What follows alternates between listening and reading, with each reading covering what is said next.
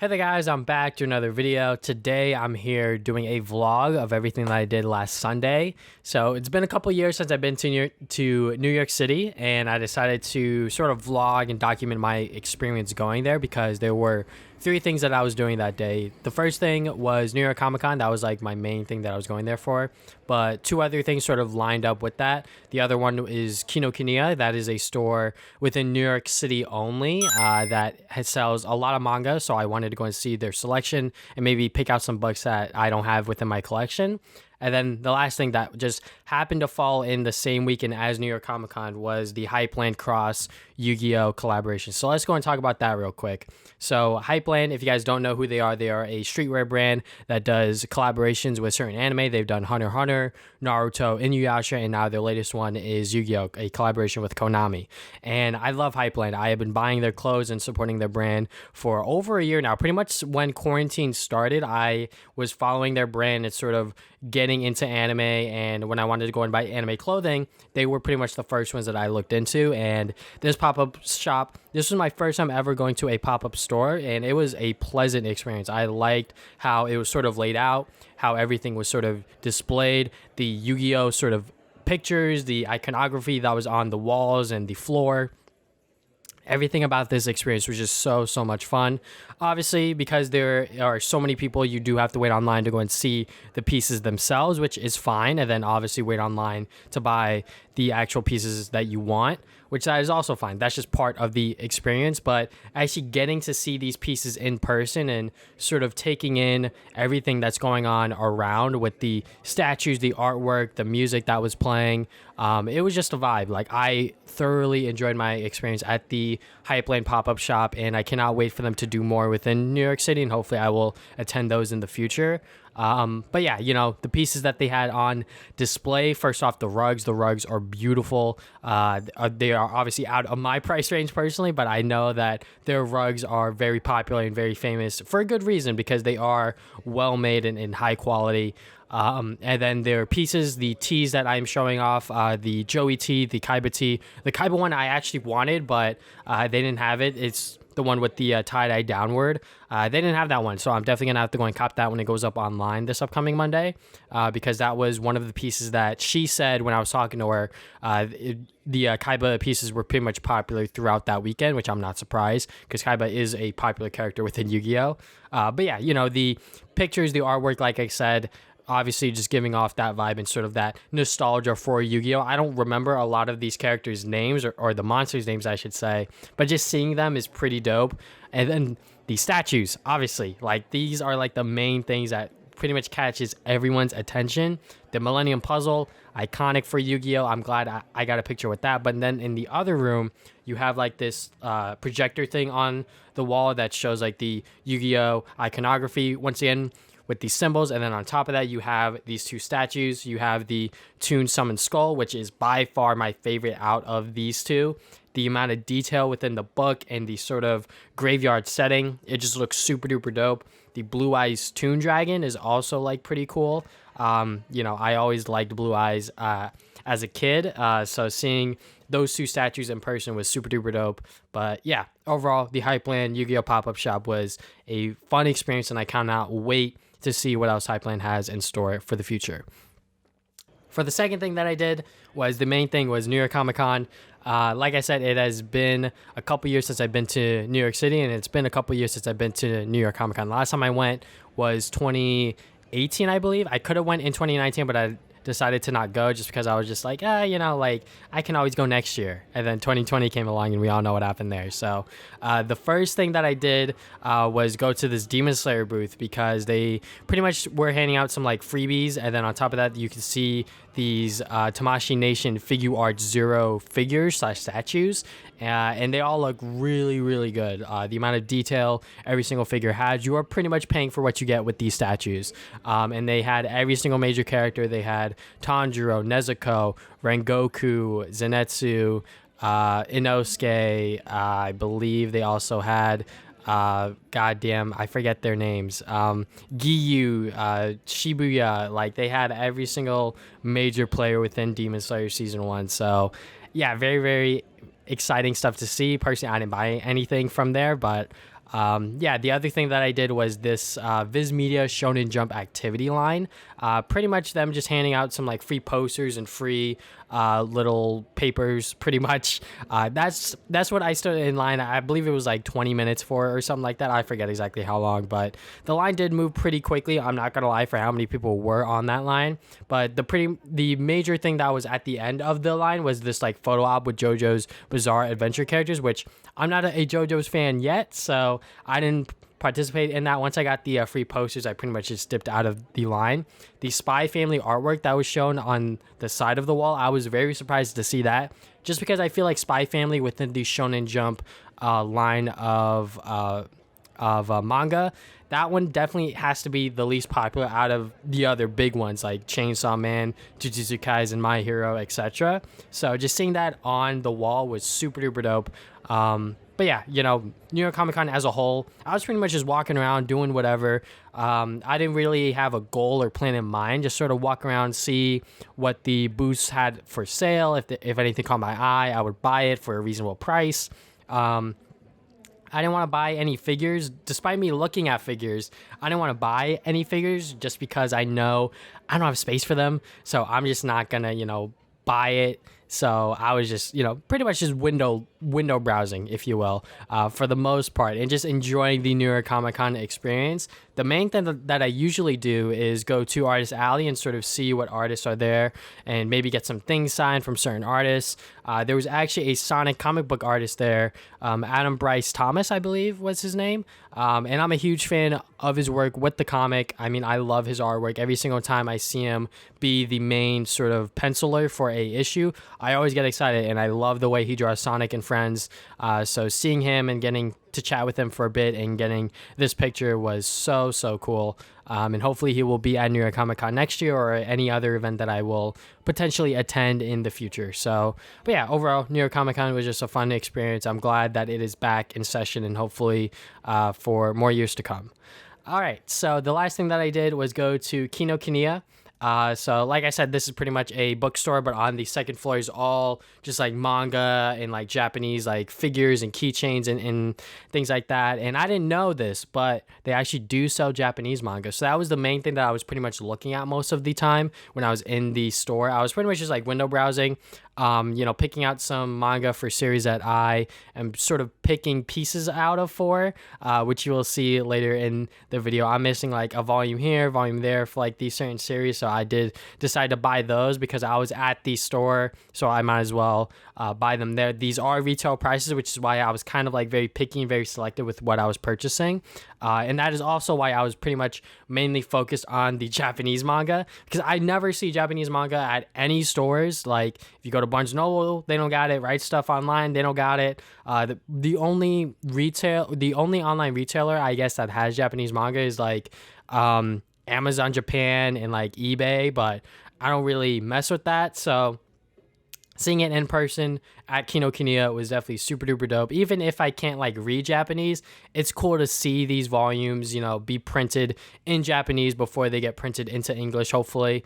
And the amount of series that have yet to be printed in English is a ton. So, some of these series like Tokyo Revengers, like that is a series that everyone wants to be printed in English, but it has just yet to be printed in English yet. So seeing it in the Japanese manga form is pretty cool. And even for like completed series like Demon Slayer, like I definitely want a completed Demon Slayer set in full Japanese because I just love Demon Slayer that much. But yeah, just like browsing the different Japanese manga, despite me not knowing Japanese and not knowing how to read Japanese, just seeing these volumes is just super duper cool. So I also had a pretty fun time and overall like a great day in New York City that Sunday. So now let's get into my pickups. All right, so let me go and show you guys my pickups. First is the Hypland pop-up shop. There was one piece that I had in mind and I didn't know that they had it in this color, so I went with this color instead of the usual black. It is the sweatpants. So I didn't know that they were going to come out with sweatpants, but it looks like that they were. And I didn't know that it was going to come in a different color. So I went with this one. This one is called Coffee. It's brown, pretty much. So when I told her I wanted the brown sweatpants, she knew what I was saying because they only have it in 2 colorways. But yeah, these sweatpants are really, really, really cool. The sweatpants that Hypland uses, they are omega comfy. Like, they are super comfy. And these are high quality sweatpants as well. I have their Hunter x Hunter ones and one of their Itachi ones. They are great. I love them. Usually I don't wear sweatpants when I go out, but like I will wear these if I am feeling like kind of lazy and don't want to wear jeans. I'll wear these because they're just comfy and they look good as well. So that is also a plus. So the other two items I purchased were two tees. First one is the one that I saw on Twitter when they were sort of teasing it and promoting it. It is the Joey tee. So this one is the tie-dye one. It's pretty much a big graphic with the Yu-Gi-Oh logo, Hypland logo at the bottom with Joey and the black eyes, red dragon. So when I was younger, my brother always wanted the Yu-Gi decks. So whenever the accompanying deck was, it was either Kaiba or Joey, and I just like Joey from the anime. I'm gonna be honest, Joey is like a pretty like dumb character, but I always like Joey, and I always like the Red Eyes Black Dragon as well. So, you know, having a tee like this in my collection now, I cannot wait to wear this in public. I just, you know, a character that I love, and also the tee itself looks pretty dope. Yeah, I am all in. And, you know, Hypland is always good with their tie-dye pieces. They are pretty much known for that. So getting a tie-dye piece like that is pretty cool. This other piece I did not know that they had in their collection until I was browsing it. And I was kind of like buying it on an impulse because they didn't have one of the other pieces, which is another tie-dye piece. It's the Kaiba tee that I was talking about earlier in the video. I might buy it online. I'm not entirely sure. So instead, I bought this Dark Magician Girl t-shirt. This is the back design with the Hypland logo with Yu-Gi-Oh iconography in there. And then Dark Magician Girl. And then there's like sparkles on there. And then the front, it has like this sort of like pocket sort of like design, I guess, or not pocket, but like chest piece on there. And then every single T piece has this on there. It's a sleeve print with the Hypland logo and the Yu-Gi-Oh logo to show off the collaboration. So yeah, I mean, Dark Magician, the regular Dark Magician and then Dark Magician Girl are 100% iconic to the show. So I was very happy to go and see a piece like this on there. Especially since, you know, this was sort of like my backup piece if they didn't have the Kaiba one, which they didn't. So decided to go and buy this. And yeah, so I'll fold that up later. So the Yu-Gi-Oh haul. So that's how much I spent. You can see the price points. Yeah. So obviously Hypland isn't like cheap, I would say, but it is sort of like standard pricing for streetwear.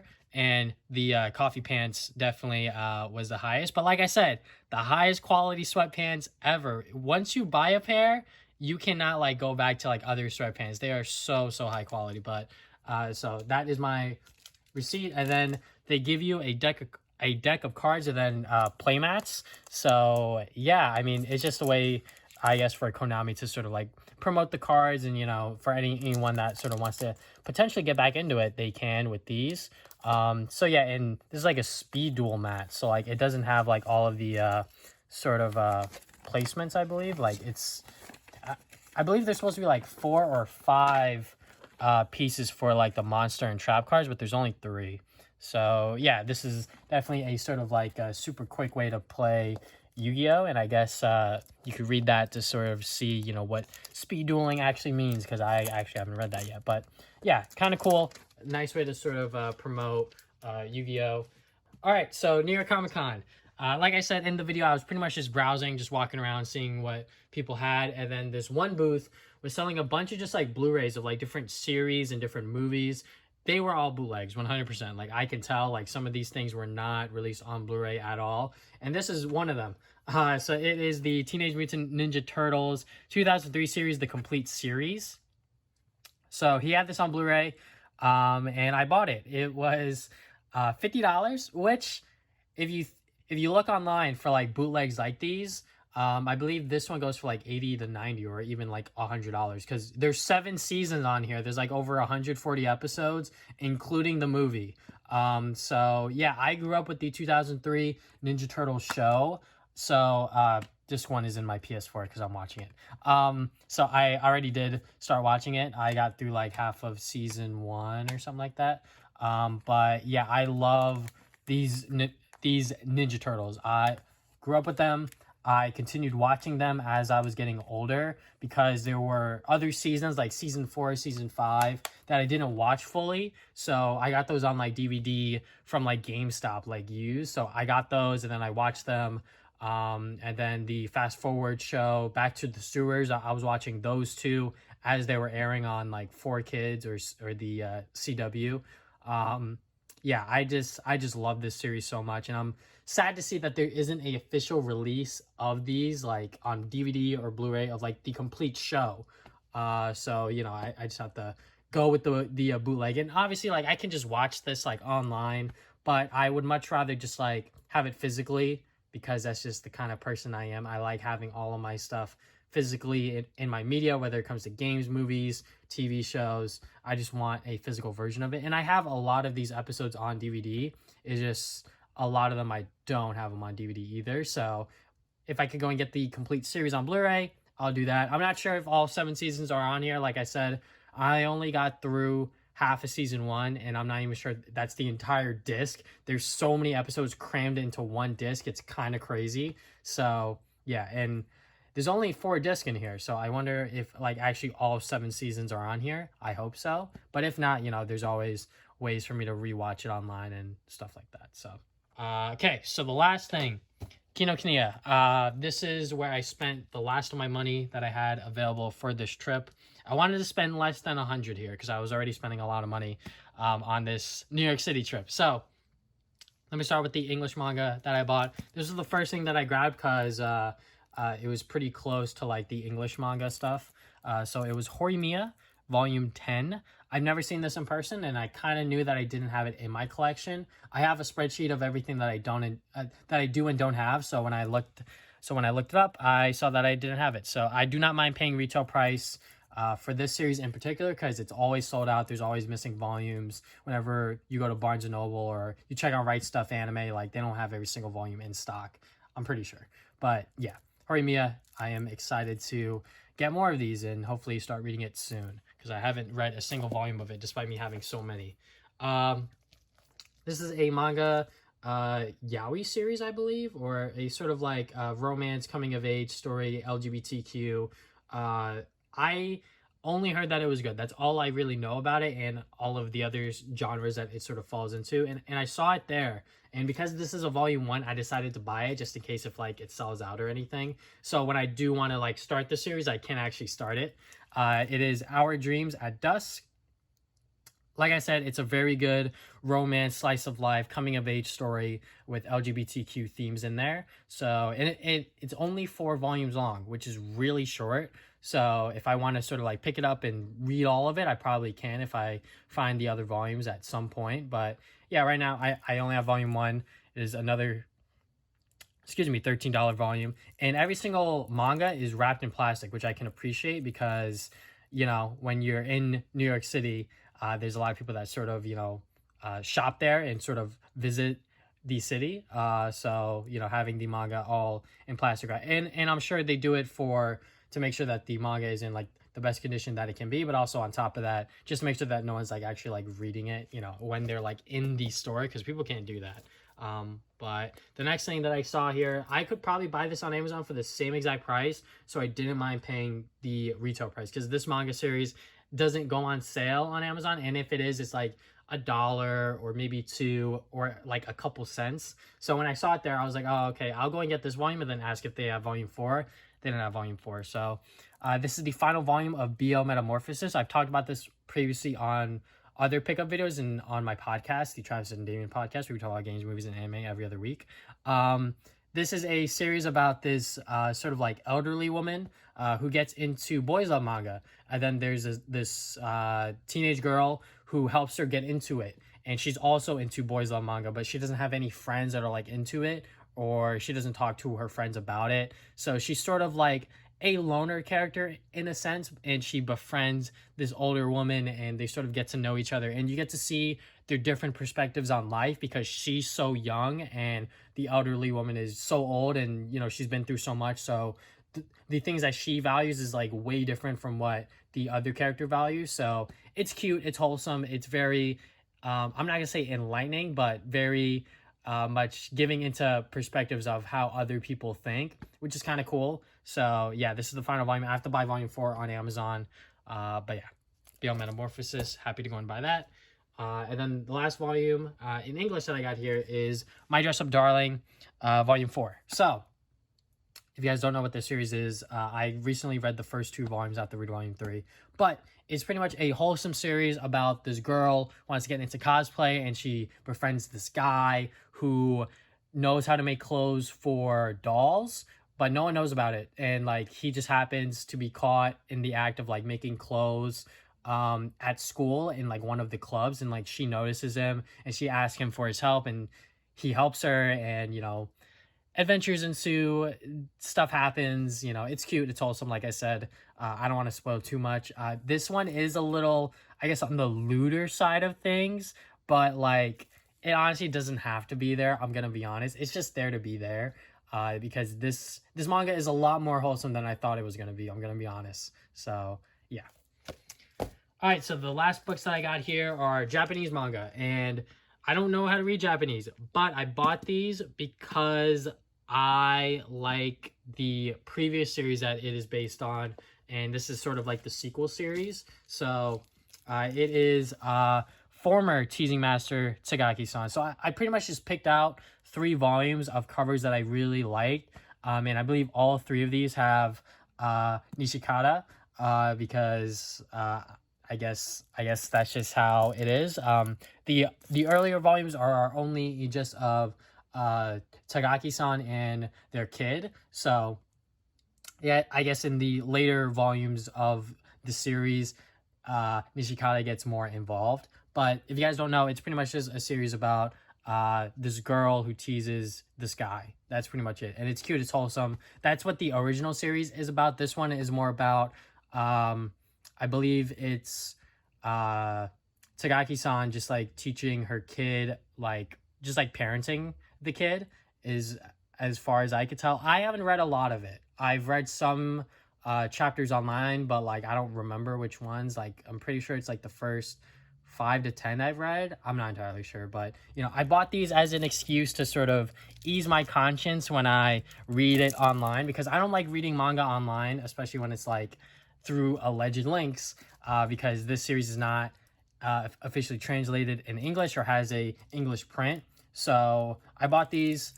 These were $10 each, which is not bad, I'm gonna be honest. I think that I could probably get these cheaper online if I bought them in a lot, but I just wanted to go and buy these 3 because I like the covers, and sort of like, you know, see if I happen to do open any of these. I might open this one because these have like the sort of like insert. I'm not exactly sure if the insert stays there or whatever, because I don't know anything about Japanese manga other than it's in Japanese. So, you know, just bought these for collecting purposes, if you will. So that's pretty much all of my pickups from New York City. I hope you guys enjoyed this somewhat long video. I did not expect it to go this long. But thank you guys for watching this video. If you guys have not already, you can subscribe. I put new videos up on Saturdays. You can follow me on social media, Facebook and Twitter. Try to put updates to my future videos. Like I said earlier, check out my podcast, The Travis Damien Podcast. We talk about games, movies, and anime every other week over at anchor.fm/Travis Damien Podcast. And yeah, that is all I have for today. Thank you guys for watching this video once again. I'll see you guys next time with more videos.